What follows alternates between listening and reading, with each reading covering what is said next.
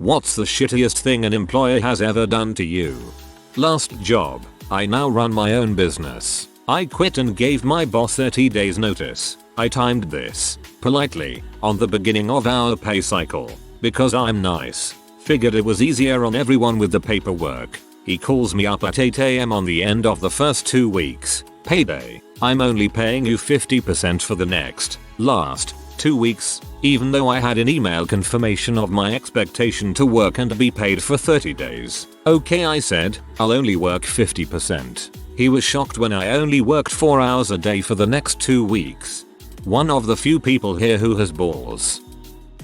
I got another job offer for a position that paid about 50% more than what I was currently making. My supervisor made a counteroffer that more than matched it. I just had to jump through some paperwork formalities. That paperwork gets dragged out for about 2 months. When I'm told that the supervisor didn't have the authority to make that kind of counteroffer. Instead I was told 10%. Take it or leave it. I had the offer in writing but it wasn't an official document. Fighting it would have been a long uphill battle. I took the 10%, found another job, and left without helping train a replacement with no fricks given. New job was even higher than the original offer, so it all worked out.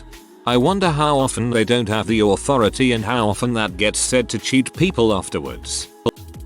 I got activated and sent to war. When I came home, my employer said I no longer had a job. I called the head of the Department of the Soldiers and Sailors Act and was informed that activated reservists get fired all the time and there is nothing they could do about it. The biggest offenders were the large contractors that build all of the military assets, jets, ships, rockets, etc. My employer was a small electronics company with a lot of government contracts. The colonel at the SSA asked me the name of my company that had fired me. I told the colonel. The response was they have a lot of government contracts. I'll give the CEO a call and let them know that they have fired one of our reservists for answering the call, and we are going to review their government contracts. I was back to work the next day and the human relations manager and my supervisor were in a lot of trouble. The CEO was pissed that those two knuckleheads had jeopardized the main source of income for the entire company over a mid-level employee. It was all a bluff, but fun to watch. I quit for a better job a year later. That company folded a few years later. Not because of me but because they kept too many knuckleheads on the payroll. Now when you say activated, are you saying you're a military-made super mecha death robot? Working at Wendy's. Fire dep came by and said our fryer was a fire hazard because of the extremely frayed cords. Got large grip tool and pulled the plug while wearing thick butt rubber gloves. Gave the paper to me, shift lead and highest ranking, that basically said it was fire hazard and it needed to be repaired or replaced. Put an orange sticker over the plug and basically made it very obvious. Unfortunately, we only had 2 fryers, and the other was used for chicken only and we weren't allowed to fry fries in this one. So, the guy leaves and I get to work and hang signs saying blah blah blah no fries today, sorry. About 3 hours later night manager comes in and flips. Says that I needed to plug the fryer in ASAP. Told me to rip the orange security tape off, grab the frayed plug, and ignore the safety depth and just plug it back in. I told her no, that I wouldn't do it. My name was on the sheet signing. It was my butt if they came back and saw that we didn't get it fixed. Not only that, but it was a fire hazard. And this bee wanted me to bayhand it when the other guy used a special tool and rubber gloves for it. I told her no. She sent me home and tried to bully others into plugging it in. I told them not to and that it was dangerous and breaking a law by doing it. I tried to explain that by doing it, they could face lawsuits and whatnot, because cameras and I sure as heck wasn't taking the fall for that. Big fight with the manager and finally she just grabs it and plugs it in. She tells me not to bother coming back since I was starting a fight and riling people up. I go outside and call the fire dep and get in touch with the marshal and tell him everything. Watch them pull up before I left. I guess I got her back, but I still lost my job. I don't know where you live, but I'm pretty sure my manager asked me to break the law. I refused, and then she fired me as grounds for something. It's a 2-parter. Part 1. Hires me for full-time permanent position first week of August, then announces on the second week of August that the office will be closing at the end of the year. Part 2. Promises excellent severance package for those who stay until the end of the year. I do so, and in the last week the office is open. They then try to take it away from me, telling me I didn't work there long enough to qualify for it. My supervisor was quite peeved at this, so she called corporate HR and arranged it so I got the full package and an apology from the jerkbag who tried to shaft me. This might be the world's only case of HR helping out angry employees.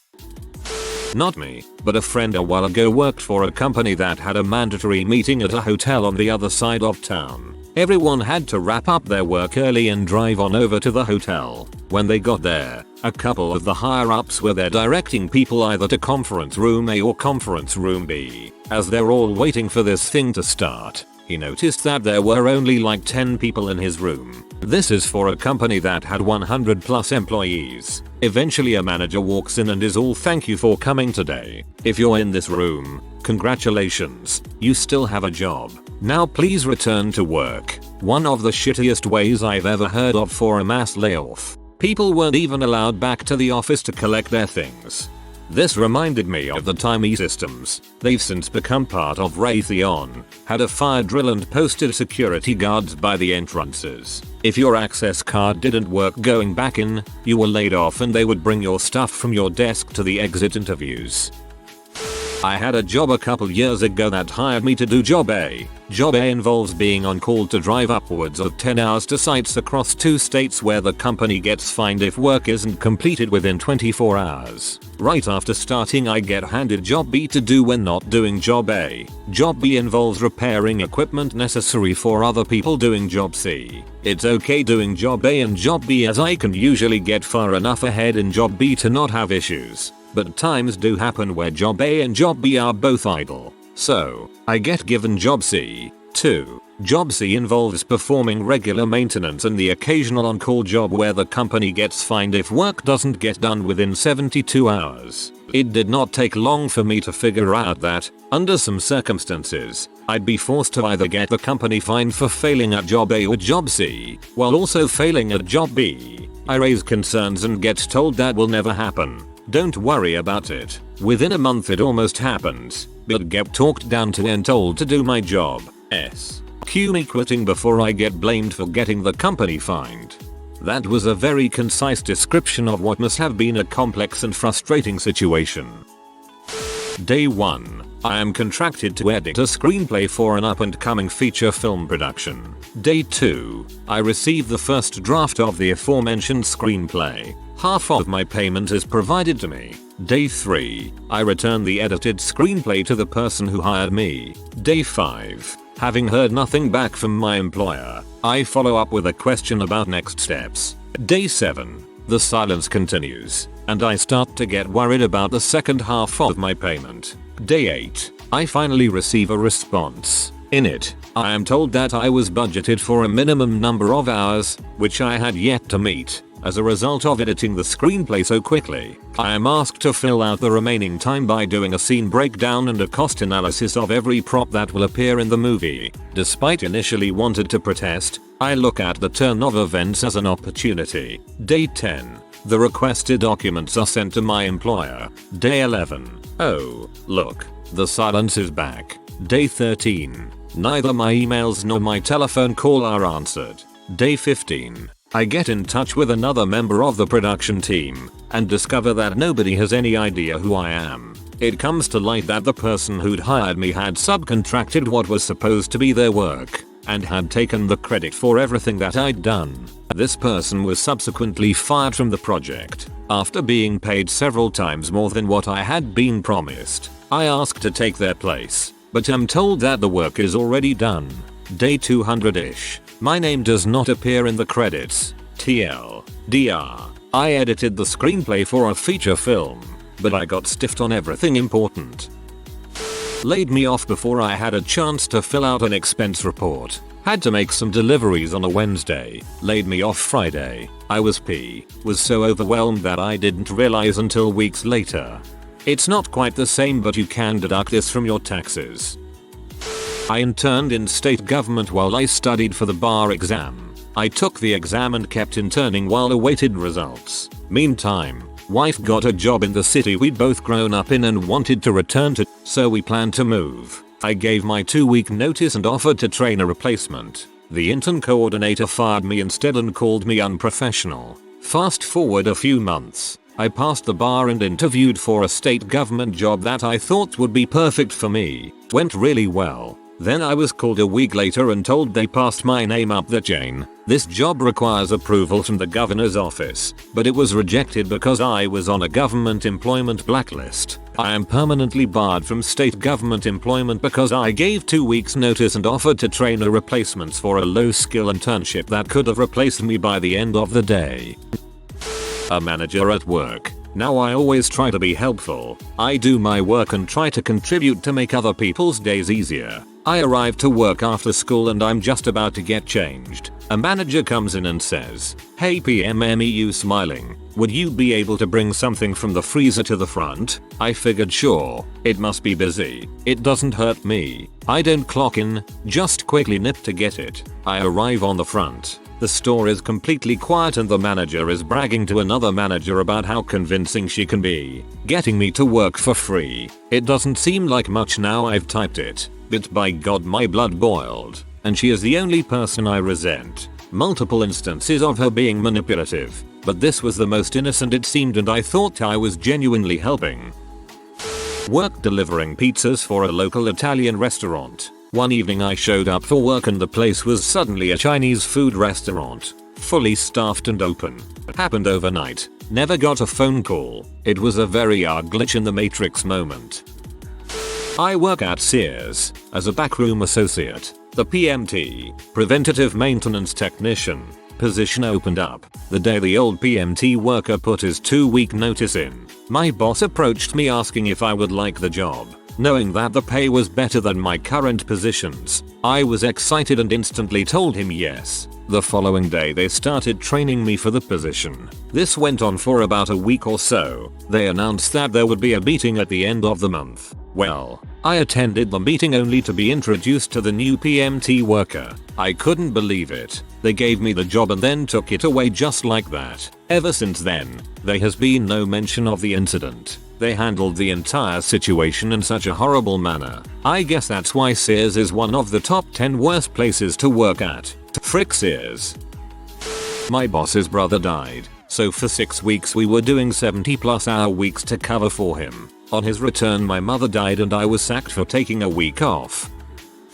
I'm currently supervising anywhere from 7 to 22 guys at work, depending on the season. I don't get paid extra to do this. I just do it because it needed doing, and have been doing quite well at it for the past 14 months. Recently we had quite a few supervisor positions open up. I put in and was interviewed for one of them. My boss called me into his office and informed me that he and the warehouse director felt I was too introverted to be a supervisor. He suggested I start working on coming out of my shell, so if another position opens up I can try again. I'll work on coming out of my shell alright. Going to get a lot practice interviewing for other jobs elsewhere. I was working at a Hardee's in my senior year of high school. I got my only Saturday school ever because I was sneaking out of school early to get to work. My manager wouldn't schedule me according to my school hours and when I asked to be pushed back an hour, she said I would work the hours she gave me or leave. Then I got in trouble and told her what happened and asked again to be scheduled an hour later. She told me you're 18 now. You don't even have to go to school anymore. Right. I'm gonna drop out of high school so I can work at a freaking Hardee's for the rest of my life. I put my 2 weeks notice in the next day. Sometimes those minimum wage jobs teach you not only how to value the dollar, but how to value yourself. 2 very short stories. Old employer put a lot of requirements on me to achieve full-time status. I spent thousands to do so. Then they dropped my contract without notice. Current employer. I worked 18 months without any vacation or even requesting a day off for personal. One of the guys I supervised died, and he happened to be my stepfather. Instead of taking time off for my mother and brothers, I covered all my hours pluses for the next several weeks. running into 100 plus hours per pay period multiple times, because the department couldn't handle losing both of us and we were already limping by with temps. I finally ask for a night off to spend with family and help with their things, and my boss tells me no one calls me a liar. I'm currently on a 3-week paid vacation after the bigger bosses heard about that one. Last week my boss gave me a difficult task with an impossible time frame. When the time was up and I said I needed another day to finish, he got all cocky and went, "I know, I don't need it until tomorrow, but I told you I need it today because if I told you I needed it tomorrow you'd say you couldn't get it done until Monday." And when I told him that's not true, he pointed to the fact that I was unable to do the task in his just recently admitted impossible time frame as evidence that I wouldn't have finished it on time if he'd told me when he actually needed it. So, setting me up for failure, and then using the fact that I failed as evidence to say I'm a crappy employee, ain't management grand. Honestly, if he just shut his mouth and said, "Alright, just be sure I can get it tomorrow," it would honestly be a pretty efficient way to manage. He's just a douche and wanted to corner you into some realization.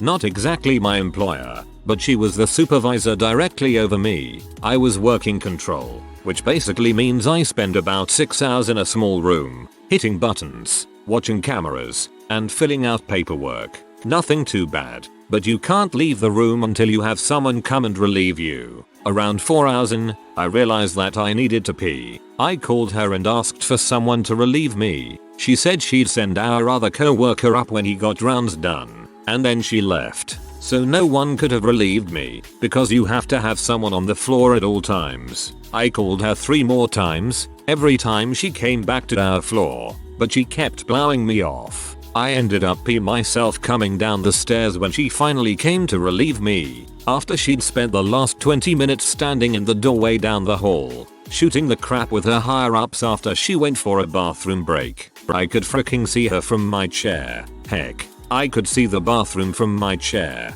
and she still let me pee myself. Joke's on her though. I talked to my lieutenant. He moved me to work with people who actually knew what they were doing, and, after 2 months, I finally got moved to days, which she'd been putting in for forever and not getting. In hindsight, probably should have pee in a trash can. They decided to take taxes out of my paycheck but not give them to the government, so I got audited. It was pretty intense until the IRS realized they were auditing 20 plus employees of the same employer.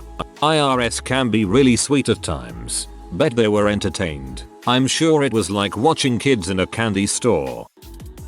Made me a supervisor. All the responsibilities of a manager. None of the authority or pay. Team not meeting metrics. All my fault.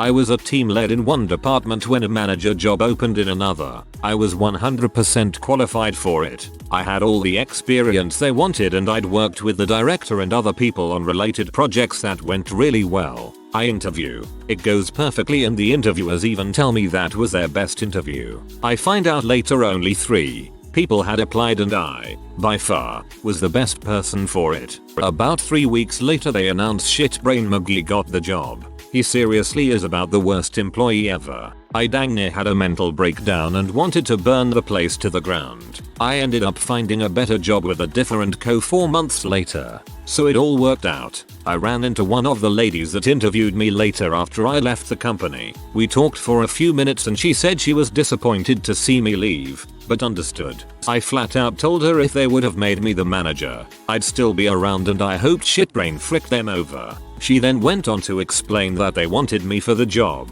but my current boss told her that they didn't want me to leave because I do too much. So if they were to offer it and I accepted, she would drag out my transition as long as the company would allow. It took several years, but the karma train hit that dumb sea good and hard when I was able to advise my VP at the time to not hire her for a very good job because of what she'd done to me in the past.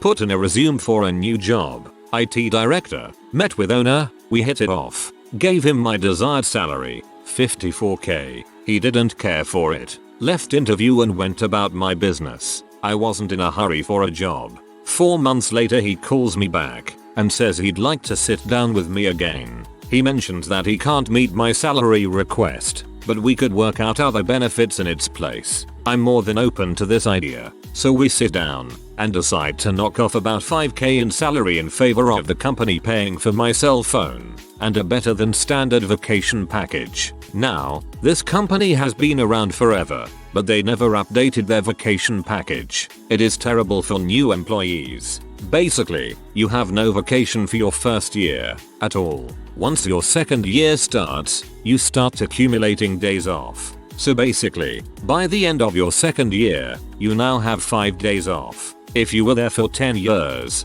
you got a second week. So I said I wanted 2 weeks right out of the gate. He agreed, but asked me to be very quiet about this arrangement as it could potentially anger other employees.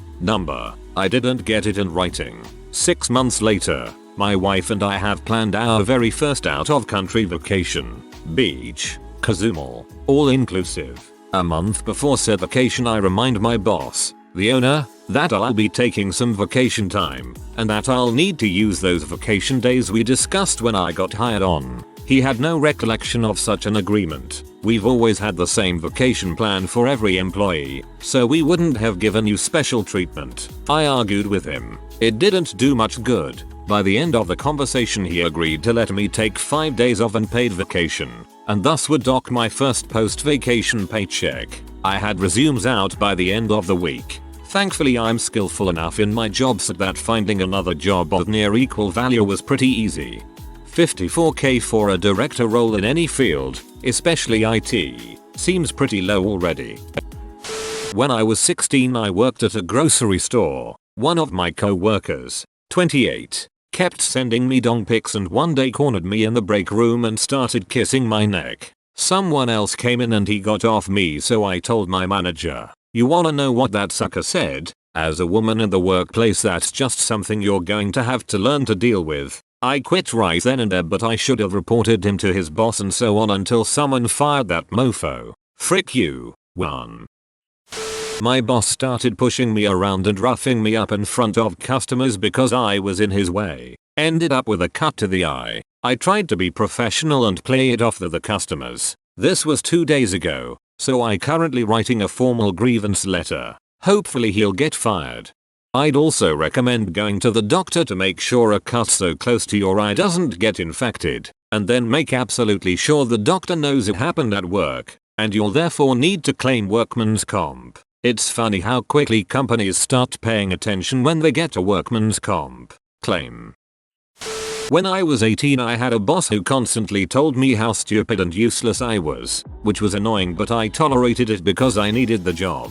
But then he started making comments about how hot my mom was, and eventually tried to move me around the office when I was in his way by grabbing my hips and pushing me. So I walked out. Another boss around this time spilled coffee beans on the floor, asked me to clean it up, then walked around behind me to watch and said, "Now there's a sight I like." That one I didn't walk out of, but it ended even worse because through some shady tax crap he was doing we all ended up paying tons of money come tax season, even though he'd evidently been taking taxes out of our paychecks all year while he ran away to Canada. Our taxes are pretty high here in Canada, not the place to run to if you are trying to pay less lol.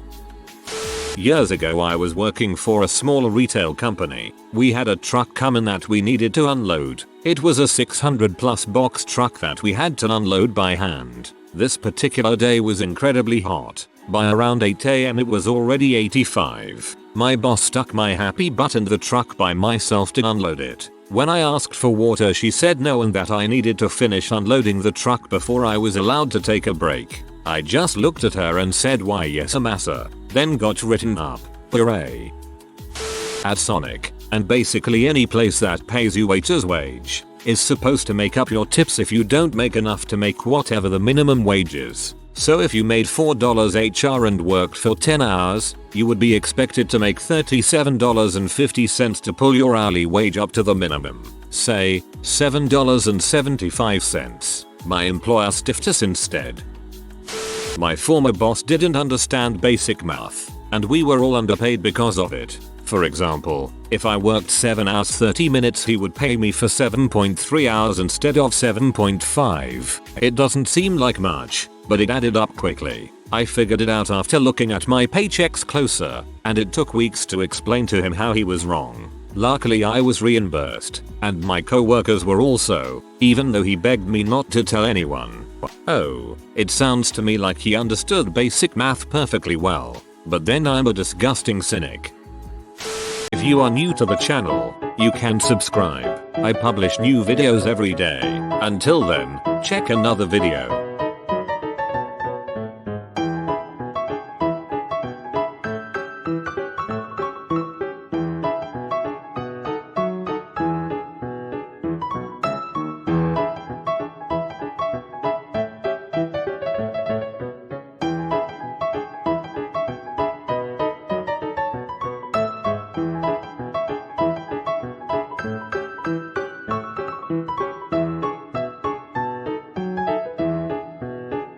Bye for now.